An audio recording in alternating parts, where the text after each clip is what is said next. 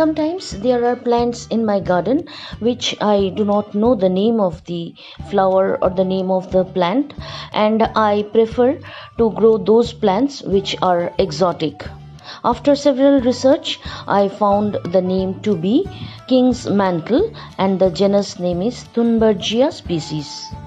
I have not bought this plant from the nursery but is a collection when once I went to the hillside and I have grown it in my garden since 1 year. It is not an easy growing plant. I had to maintain and care for this plant and then only the plant has flowered. Once the plant was about to die, then after a lot of care and observing the plant, I could survive the plant and keep it alive. The plant is a young one. It is showing only 3 or 4 branches.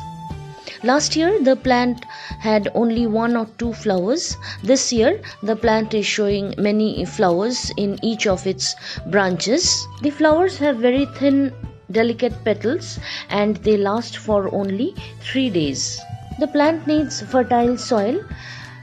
I would like to tell you that I prefer not to provide external any chemical fertilizer to my plants, but for this plant I have added some fertilizer or the plant was not growing. King's Mantle is a perennial flowering plant and I always prefer for perennial plants. If a plant has adapted to all the 6 seasons of the year, then you will know that the plant has adjusted to your habitat, has adjusted to your ambience of the garden. Here there are 2 plants and some months before I had to trim the plant because the stems had dried, but I did not throw away the stem. I potted by the side of the mother plant and finally they have grown. Summer to monsoon time is the flowering period, is the growing time of this plant. During winter the plant will not bloom. I suppose winter is the dormancy time for this plant.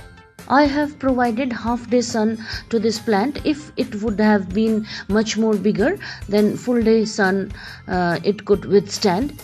Even the sunlight requirement of a plant is according to the size of the plant. This is another one plant. I have grown it from the cutting and it has survived. I will replace the plant to another pot, let it grow much more bigger. Water the plant twice daily during summer and once daily during winter. Be sure there is no waterlogging in the pot. Use porous soil, some amount of sand, garden soil, neem extract and cow dung compost.